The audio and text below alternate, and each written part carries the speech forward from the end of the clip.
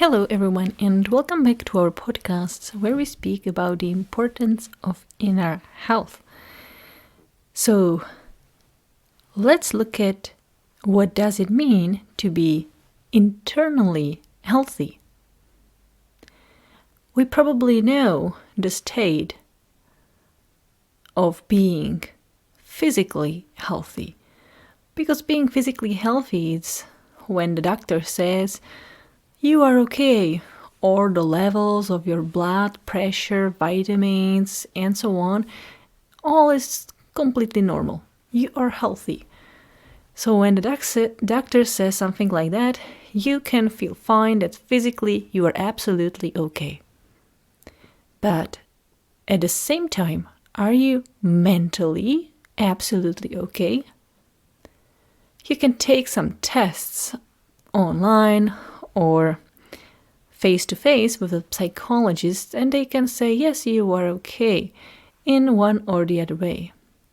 But having the real internal health is perhaps much more and much deeper issue than just undergo some testing. It is up to you, because you have to evaluate whether you can call yourself a person with a perfect and good inner health, or whether you know that inside yourself, perhaps your thoughts or emotions are of some kind and nature that you don't like and that you would like to replace for some better thoughts or better emotions. And it is only you, the best person, who can measure how many good thoughts and positive thoughts do run through your head during a day, and how many positive feelings do you experience during your days, and how many negative and stressful and depressed feelings and thoughts do you have during your day. And when you have this balance, when you count, you can see if you are, balanced, or if you are more positive or a more negative person. And the best that you can measure, or what you can measure, is your overall state. If you are happy and fine with how you are doing inside yourself, if you are happy with your own self. As you know, many people are struggling with something that we call self-confidence. So perhaps they are perfectly fine physically. They do not have that internal strength, belief, or satisfaction from their own inner self. So they perhaps are not very balanced inside themselves. Or maybe someone suffered a kind of a loss. Perhaps a partner broke up with them. So they may be a little bit shaken inside, unstable. And as you can see, again, the stability was somehow harmed inside. Or perhaps you are not satisfied 100% in your job. So again, there are some kind of insecurities or problems that you experience and you have to handle in your head, in your mind, in your heart.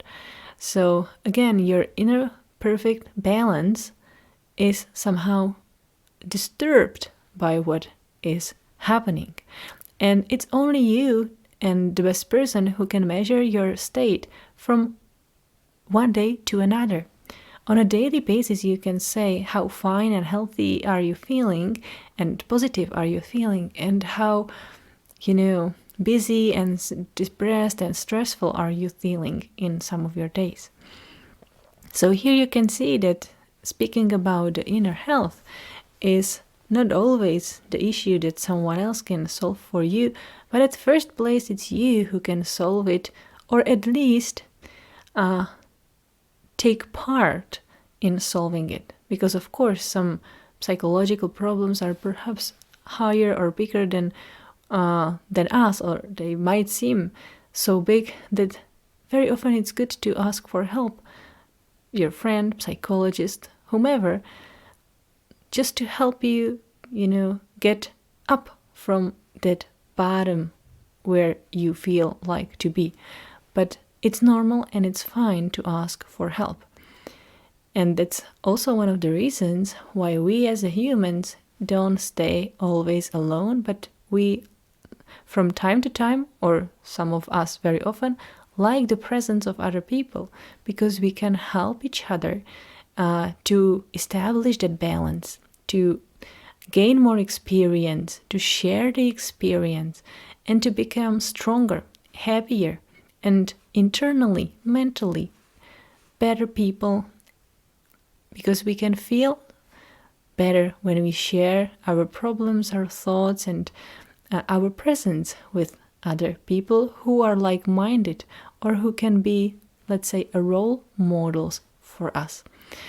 So sometimes you are a role model for other people, and in other situations, in other cases, when you lack perhaps some kind of experience, some other, your friends, relatives, or other people can become role models for you. So this can help you to overcome the obstacles, no matter what kind of obstacles you experience, and again re-establish that inner self-confidence, that inner balance that is so nice to have, and keep it for as long as possible. So this was just very shortly today to explain you some of the basics, what the really healthy inner state is. I think if we want to move forward, it's very important to know what we should look at. So as I always mention at the beginning of this podcast, the first objects, if we may call them like this, are our thoughts and feelings. So take the first step and try to observe your thoughts and feelings just for a while. When you remind yourself about it during your day, just watch your thoughts and see, I have most of the time positive and fine thoughts, happy, good. Yes. Or most of the time I'm, running the same old movie in my head with the stories that really I don't or can't solve now and today. So perhaps this is not very much effective for me if I want to move somewhere forward or just feel good right here, right now. So maybe it's a good idea to change my thoughts and continue. And this is a kind of a new skill for many people. And even though you listen about it in your 30s, 40s, or 50s, or 60s, it really doesn't matter when you decide to acquire this new skill. It's important no matter if you are 8 or 80. It will always be helpful for you to learn to observe your thoughts, because when you catch and see and know your thoughts, then comes the next step, that you are finally strong enough and able to redirect your thoughts and feelings to whatever direction you choose. And now you become the real manager of your inner world, and manager, of course, also of your inner health and stability. So as you see, the process, as we describe it here, looks that it is easy, but in fact, it really takes a lot of patience and courage and time. Stick to it if you really want to make some progress. So no matter how easy it looks like in real, it really takes a lot of time and a lot of effort. So be patient with your own self and be happy for whatever progress you make, because each step is important and each step is helping you, and only you can evaluate. Only you can see that, today right now I was, watching my thoughts, and I just thought, it's better to focus more, let's say, about my job because I want to be better there, or I want to focus on my relationship because I want to see good things there, not just bad things there.